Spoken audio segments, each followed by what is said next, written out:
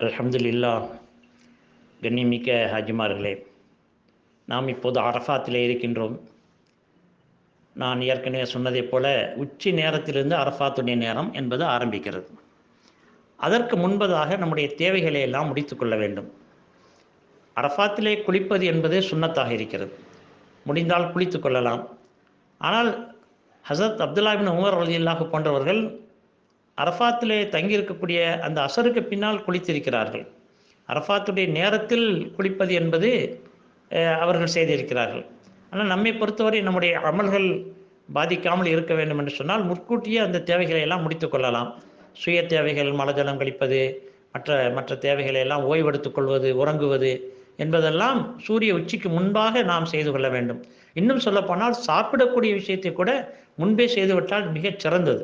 ஒரு சிலர் நாங்கள் 2 மணிக்கு தான் சாப்பிடுவோம், 3 மணிக்கு தான் சாப்பிடுவோம் என்று சொன்னால் அப்படி சாப்பிடுவதில் தவறில்லை. ஆனால் அந்த சாப்பாட்டுடைய நேரத்தை சுருக்கமாக்கி கொள்ள வேண்டும். சாப்பாட்டில் உட்கார்ந்து ஒரு அரை மணி நேரம் அப்படி பேசிக்கிட்டு இருக்கக்கூடாது. ஏனென்றால் ஒவ்வொரு வினாடியும், அரஃபாத்துடைய ஒவ்வொரு வினாடியும் பொன்னை விட சிறந்தது, மிகப்பெரிய மதிப்புள்ளது, மிகப்பெரிய அது சக்தி உள்ளது. அந்த நேரத்தை நாம் தவற விட்டு விடக்கூடாது. ஒவ்வொரு செகண்டும் நாம் புனிதமாக கருத வேண்டும். ஏனென்றால் அரஃபாத் இருக்கிறதே, அது அன்றைய நாளிலே அல்லாஹ் பாவ மன்னிப்பை வழங்குவதைப் போல வருடத்தின் எந்த நாளிலும் வழங்குவதில்லை என்பது ஹதீஸிலே வந்திருக்கிறது. அரஃபாத்திலே தங்குவது தான் ஃபர்லு. இன்னும் சொல்லப்போனால் அரஃபாத்து தான் ஹஜ்ஜு. ஒரு சஹாபி நபி ஸல்லல்லாஹு அலைஹி வஸல்லம் ஹஜ்ஜு என்றால் என்ன என்று கேட்கின்ற போது அரஃபாத் என்று சொன்னார்கள். எனவே அரஃபாத்திலே ஃபர்லாக தங்குவது ஃபர்லாக இருப்பதால் அங்கே இருக்கக்கூடிய ஒவ்வொரு வினாடியும் அந்த உச்சி நேரத்தில் ஆரம்பித்து சூரியன் மறைகின்ற வரை ஒவ்வொரு வினாடியும் நமக்கு பயனுள்ளதாக ஆக்கிக்கொள்ள வேண்டும். சுய தேவைகளை எல்லாம் முற்கூட்டியே முடித்துக்கொள்வது ரொம்ப நல்லது. நிர்பந்தமாக நாம் அந்த நேரத்தில் நாம் சாப்பிட வேண்டும் என்று சொன்னால் சுருக்கமாக முடித்துக்கொள்ள வேண்டும். எப்போது உச்சி நேரம் வந்து விட்டதோ நம்முடைய அமல்கள் ஆரம்பித்து விடுகின்றன. அரஃபாத்துடைய அமல்கள் என்பது என்ன? வெறும் ஜிக்ரும் துவாவும் தான். சொல்லப்போனால் துவா தான் அதிகமாக. ஜிக்ர் என்பது குறைவான சில விஷயங்கள், சில திக்ர்கள் சொல்லப்பட்டிருக்கின்றன. அருமை நாயகம் ஸல்லல்லாஹு அலைஹி வஸல்லம் அவர்கள் அரஃபாத்திலே 4ஆம் கலிமாவை அதிகமாக ஓதி இருக்கிறார்கள். லா இலாஹ இல்லல்லாஹ் வஹ்தஹு லா ஷரீக லஹு லஹுல் முல்க் வலஹுல் ஹம்து வஹுவ அலா குல்லி ஷைஇன் கதீர் என்ற வார்த்தைகளை அதிகமாக ஓதி இருக்கிறார்கள். எனவே நாமும் அங்கு ஓதிக்கொள்ள வேண்டும். உலமாக்கள் நமக்கு ஒரு சில திக்ர்களை 100 முறை ஓதிக்கொள்ளுமாறு சொல்லியிருக்கின்றார்கள். 4ஆம் கலிமா 100 முறை ஓதிக்கொள்வது, 3ஆம் கலிமா 100 முறை ஓதிக்கொள்வது, ஸலவாத்து ரசூலுல்லாஹி ஸல்லல்லாஹு அலைஹி வஸல்லம் மீது ஸலவாத்து ஒரு 100 முறை ஓதிக்கொள்வது, பிஸ்மில்லாஹிர் ரஹ்மானிர் ரஹீமோடு குல் ஹுவல்லாஹு சூராவை ஒரு 100 முறை ஓதிக்கொள்வது, பிறகு இஸ்திக்ஃபார் பாவ மன்னிப்புக்கான வார்த்தைகள், அது சின்னதோ பெரியதோ, அஸ்தஃபிருல்லாஹ் அல்லதி லா இலாஹ இல்லாஹுல் ஹய்யுல் கய்யூம் வ அத்தூபு இலைஹ் என்று ஓதிக்கொள்ளலாம். இல்லை அவ்வளவு நீளமாக தெரியாதென்றால் அஸ்தஃபிருல்லாஹல் அஸீம் வ அத்தூபு இலைஹ் அல்லது வெறுமனே அஸ்தஃபிருல்லாஹ், இப்படி எந்த ஒரு இஸ்திக்ஃபாராக இருந்தாலும் ஓதிக்கொள்ளலாம். செய்யதுல் இஸ்திக்ஃபார் என்று சொல்லக்கூடிய இஸ்திக்ஃபார் தெரிந்தவர்கள் அதையும் ஓதிக்கொள்ளலாம். ஆகவே இதை ஒரு 100 முறை.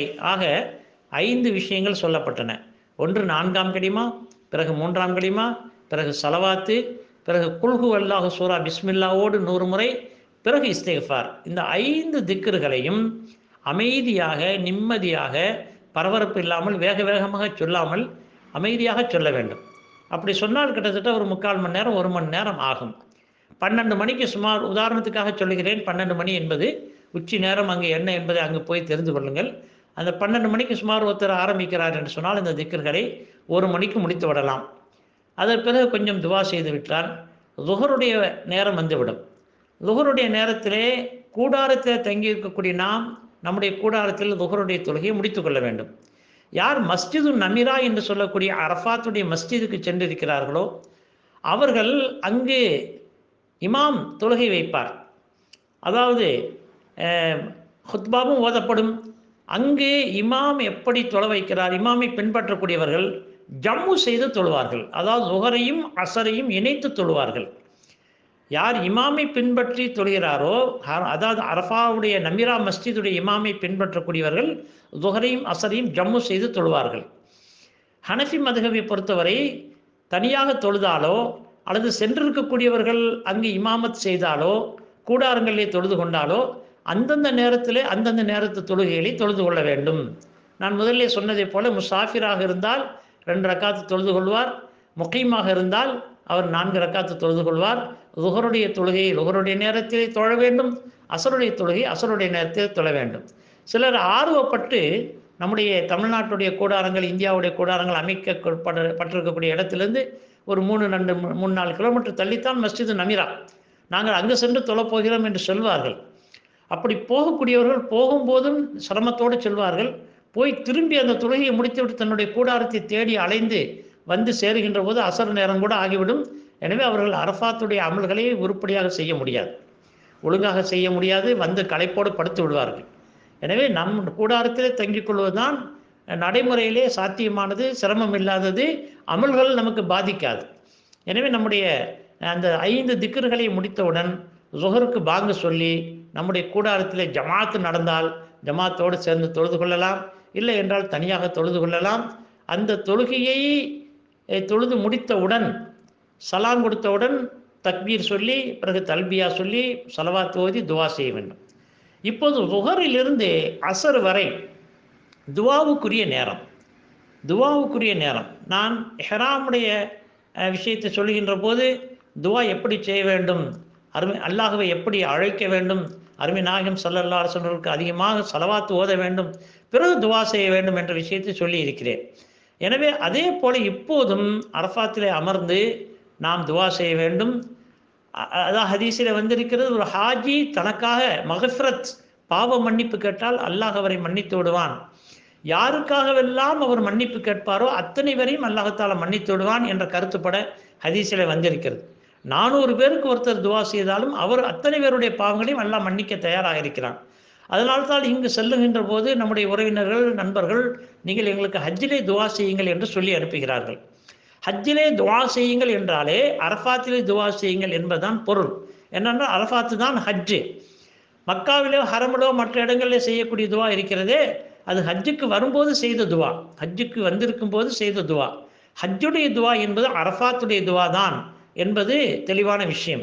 எனவே யாரெல்லாம் நம்மிடத்தில் துவாவுக்காக சொன்னார்களோ அவர்களுடைய பெயரை நாம் இங்கிருந்து புறப்படும் போதே எழுதி கொள்ள வேண்டும். அரஃபாத்துக்கு சென்ற பிறகு அந்த பெயர்களை சொல்லி அவர்களுக்காக, அவர்கள் மகஃபிரத்துக்காக, அவர்களுடைய ஹலாலான ஹாஜத்துகளை சொல்லியிருந்தால் அந்த ஹாஜத்துகள் நிறைவேறுவதற்காக நாம் துவா செய்ய வேண்டும். நோய்க்காக சொல்லியிருப்பார்கள், நோய் ஷிஃபாவாக வேண்டும். அதே போல் குமரு காரியம், கடன் காரியம் என்று பல விஷயங்களை சொல்லியிருப்பார்கள். எந்த காரியத்தை குறிப்பாக சொல்லிவிட்டார்களோ அந்த காரியத்துக்காக அரஃபாத்திலே துவா செய்ய வேண்டும். அதற்கெல்லாம் முன்பாக நம்முடைய மகஃபிரத்தை நாம் கேட்க வேண்டும். முதல்ல துவாவிலே நாம் கேட்க வேண்டியது மகஃபிரத்து தான். ஏனென்றால் மகஃபிரத் இல்லை என்றால் சொர்க்கம் செல்ல முடியாது. எனவே நாளை மறுமை நாளில் தான் மகஃபிரத்துடைய நம்ம அந்த விஷயம் நமக்கு விளங்கும். எவ்வளோ ஒரு மகஃபிரத் என்பது எவ்வளோ முக்கியமானது. ஒரே ஒரு பாவம் அதிகமாகி போய்விட்டதால் நரகத்துக்கு செல்லக்கூடியவர்கள் இருக்கலாம்.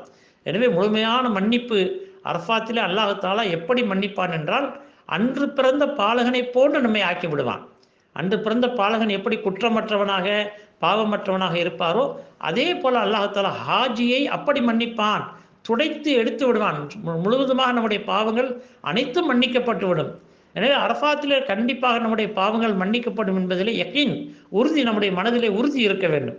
ஏனென்றால் அல்லாஹ்தாலா குர்ஆனிலும் சூரா ஜுமரிலே சொன்னதை போல, நீங்கள் அதாவது வளவு மீறி வரம்பு மீறி பாவம் செய்துவிட்ட என்னுடைய அடியார்களே, நீங்கள் அல்லாஹ்வுடைய ரஹமத்தை விட்டு நிராசை அடைந்து விட வேண்டாம், நிச்சயமாக அல்லாஹ் உங்களுடைய ஒட்டுமொத்த பாவங்களை மன்னித்து விடுவான் என்று வாக்குறுதி அல்லாஹ்தாலா அளித்திருக்கிறான்.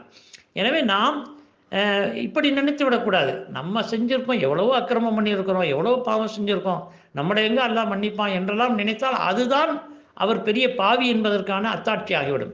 எனவே அரஃபாத்தை விட்டு வெளியேறின பிறகு ஒருத்தர் அல்லாஹ் நம்மளை எங்களை மன்னிச்சிருக்க போகிறான் அப்படின்னு சொன்னால் அவர் பெரிய பாவியாகி விடுவார். எனவே அரஃபாத்திலே அல்லாஹ்தாலா கண்டிப்பாக மன்னிப்பான். நமக்காக மஃபிரத் கேட்க வேண்டும். நம்முடைய தாய் தந்தையரை மறந்துவிடக்கூடாது.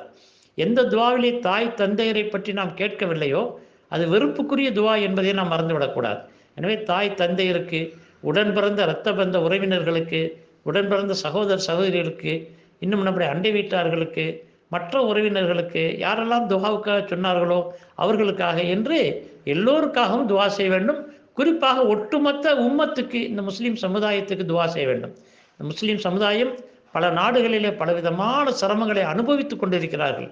பலவிதமான அழுத்தங்கள், நிர்பந்தங்கள், இந்த மாதிரி விஷயங்களில் எல்லாம் அரசியல் ரீதியாக, பொருளாதார ரீதியாக, சமூக ரீதியாக நசுக்கப்பட்டு கொண்டிருக்கிறார்கள். எனவே இந்த உம்மத்துக்காக ஹாஜிமார்கள் செய்யக்கூடிய துவாவை கொண்டுதான் அல்லாஹ் தாலா இதில் நம்ம இந்த உம்மத்துக்கு நிவாரணம் அளிப்பான், இந்த உம்மத்தை பாதுகாப்பான். இந்த உம்மத்துடைய ஹிஃபாசத், பாதுகாப்பு என்பது உங்களுடைய துவாவை பொறுத்திருக்கிறது. எனவே கண்டிப்பாக ஹாஜிமார்கள் உம்மத்துடைய மகசரத்துக்காக, உம்மத்திலே அல்லாஹ் தாலா தன்னுடைய கருணையை காட்ட வேண்டும் என்றும், உம்மத்துக்கு ரஹமத் செய்ய வேண்டும் என்றும், உம்மத்துக்கு மகஃபிரத் செய்ய வேண்டும் என்றும் நீங்கள் உம்மத்துக்காக துவா செய்யுங்கள். உம்மத்துடைய பாதுகாப்புக்காக துவா செய்யுங்கள். பல நாடுகளிலே முஸ்லீம்கள் சிறுபான்மையாக இருக்கக்கூடிய பல நாடுகளிலே முஸ்லீம்கள் பலவிதமான இன்னல்களை அனுபவித்து வருகின்றார்கள். எல்லாம் உங்களுக்கு தெரியும். எனவே அந்த மக்கள் முழு உலகத்திலே உள்ள அனைத்து முஸ்லீமான ஆண்கள் பெண்களுக்காக நீங்கள் துவா செய்யுங்கள். அல்லாஹ்வை மறந்திருக்கக்கூடிய முஸ்லீம்கள் அல்லாஹுடைய சிந்தனையோடு அல்லாஹ்வை வணங்கி வாழ வேண்டும் என்று நீங்கள் துவா செய்யுங்கள். மவுத்துடைய நேரத்திலே சக்கராத்துடைய அந்த கஷ்டம் நீங்க வேண்டும், மவுத்து நேரத்திலே கலிமா நசீபாக வேண்டும் என்பதற்காக நீங்கள் துவா செய்யுங்கள். அதே போல யாரெல்லாம் என்ன ஹாஜத்துகளை சொன்னார்களோ அதற்கெல்லாம் நீங்கள் துவா தான். அரஃபாத்திலே வேறு எந்த அமலும் கிடையாது. நபி ஸல்லல்லாஹு அலைஹி வஸல்லம் துஹரையும் அஸ்ரையும் ஜம்மு செய்து தொழுது விட்டார்கள். சூரியன் மறைகின்ற வரை துவாவில் தான் ஈடுபட்டார்கள். உலமாக்கள் எழுதுகிறார்கள், ஏறத்தாழ 5 அல்லது 5.5 மணி நேரம் நபி ஸல்லல்லாஹு அலைஹி வஸல்லம் துவா செய்தார்கள் என்பதாக எழுதியிருக்கின்றார்கள். எனவே அதிகமாக துவாக்களில் ஈடுபட வேண்டும். அசருடைய நேரம் வந்துவிட்டால் அசருடைய தொழுகையை நாம் நம்முடைய கூடாரத்திலே தொழுது கொள்ள வேண்டும். இல்லை, நமீராவிலே சென்றவர்கள் லுஹரிலே அசரை சேர்த்து விட்டார்கள். எனவே இப்போது அவர்களுக்கு அந்த பிரச்சனை இல்லை. மஸ்ஜிது நமீரா என்பது அந்த ஒரு நாள் தான் திறக்கப்படும், பிறகு வருடம் முழுவதும் அடைத்திருக்கும். எனவே அரஃபாத்திலே அசருக்கு பின்னால் ஆங்காங்கே கூட்டமாக நின்று இஜ்திமாயாக கூட்டாக துவா செய்து கொண்டிருப்பார்கள். பெரிய பெரிய மகான்கள், சூஃபிகள், உலமாக்கள் வந்திருப்பார்கள். அவர்களுடைய துவாவிலே ஆமீன் சொல்லுவார்கள். முடிந்தால் அதிலே கலந்து கொள்ளலாம். இல்லை, நமக்கு அப்படி எதுவும் இல்லை என்றால் நாமே தனியாக கூடாரத்தை விட்டு வெளியிலே வந்து கிப்லாவை முன்னோக்கி நின்று கைகளை நன்றாக உயர்த்தி தூக்கி நாம் துவா செய்ய வேண்டும். நபி ஸல்லல்லாஹு அலைஹி வஸல்லம் எந்த அளவுக்கு கைகளை உயர்த்தி துவா செய்தார்கள் என்றால் அவர்களுடைய அக்குளுடைய வெண்மை வெளிப்பட்டது என்று ஹதீஸில் வந்திருக்கிறது. எனவே அந்த அளவுக்கு உயர்த்தி கைகளை உயர்த்தி அல்லாஹ் இடத்துல மன்றாடி அழுது துவா செய்ய வேண்டும். நம் அரஃபாத்தில் செய்யக்கூடிய துவாவிலே அழுகை கட்டாயம் இருக்க வேண்டும். அழுகை வரவில்லை என்றால் அழுவது போல் பாவனை செய்ய வேண்டும். நாம் வாழ்நாள் முழுவதும் செய்த ஒவ்வொரு காரியத்தையும் நினைத்து நினைத்து சொல்லி காட்டி ஏதோ அல்லாஹ்தாலா முன்னால் அமர்ந்திருப்பதைப் போல அவனிடத்தில் நாம் எல்லா விஷயங்களும் நேரடியாக சொல்லி காட்டுவதைப் போல, உரையாடுவதைப் போல அல்லாஹ்விடத்தில் சொல்லி காட்டி நாம் மன்னிப்பு கேட்க வேண்டும். வெட்கப்பட்டு விடக்கூடாது. நாம் இவர் பார்க்கிறார் என்பதெல்லாம் பார்க்கக்கூடாது. நம்முடைய அனைத்து விஷயங்களையும் பருவ வயது எட்டியதிலிருந்து அன்றைய தேதி வரை என்னென்ன பாவங்களை செய்தோமோ அதை நாம் மறந்திருக்கலாம். ஆனால் அல்லாஹாலா தன் கவனத்தில் வைத்திருக்கிறான் என்பதை சுட்டி காட்டி அல்லாஹ்விடத்தில் துவா செய்ய வேண்டும். முழு உம்மத்துக்காக துவா செய்ய வேண்டும். பிறகு சூரியன் மறைந்து விட்டால் அரஃபாத்தை விட்டு வெளியாகி விடுவோம். இந்த துவா தான் செய்ய வேண்டும், இப்படித்தான் செய்ய வேண்டும் என்றெல்லாம் எந்த சட்டமும் இல்லை. துவா என்பது மனதிலிருந்து வர வேண்டும், உள்ளத்துடைய ஆழத்திலிருந்து வர வேண்டும். மெக்கானிக்கலாக இயந்திர கதியாக இருக்கக்கூடாது. யாரோ ஒருத்தர் சொல்லி ஆமீன் போடுவது என்பதும் சரியல்ல.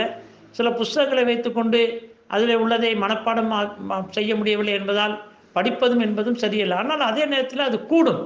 அதாவது துவா செய்ய தெரியாதவர்கள், இயலாதவர்கள் அந்த கிதாபுகளை வைத்து துவா ஓத வேண்டும் என்றால் ஓதுவதிலே அது குற்றம் என்று சொல்ல முடியாது. ஆனால் அல்லாஹ் விரும்புவது என்னவென்று சொன்னால், என்னுடைய அடியான் தன் மனதுடைய ஆழத்திலிருந்து நேரடியாக என்னை அழைத்து என்னிடத்தில் தௌபா செய்ய வேண்டும்.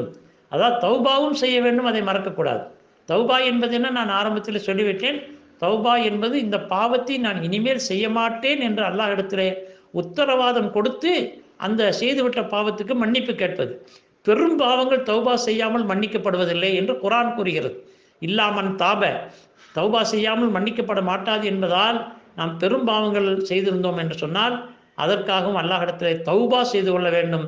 யா அல்லாஹ், இனிமேல் இத்தகைய பாவத்தில் நான் ஈடுபட மாட்டேன் என்று மன்னிப்பு கேட்டு அரஃபாத்திலிருந்து வெளியாகின்ற போது பரிசுத்தமான நிலையிலே அன்று பிறந்த பாலகனைப் போல நாம் வெளியாக வேண்டும். சூரியன் மறைந்து விட்டால் அங்கு மக்ரிப் தொழக்கூடாது. முஸ்தலிஃபாவுக்கு நம்முடைய பிரயாணத்தை ஆக்கிக் கொள்ள வேண்டும். அரஃபாத்திலிருந்து 14 கிலோமீட்டர் முஸ்தலிஃபா. நாம் முஸ்தலிஃபா சென்ற பிறகுதான் மக்ரிபை மிஷாவை இன்ஷா அல்லாஹ் தொழ இருக்கிறோம். அது பற்றி விவரம் அடுத்து வருகின்றது. நாம் அரஃபாத்துடைய நேரத்தை வீணாக்கி விடாமல் காப்பாற்றுவதற்கு இப்போதே துவா செய்ய வேண்டும். அல்லாஹ் தஆலா தௌஃபீக் செய்வானாக.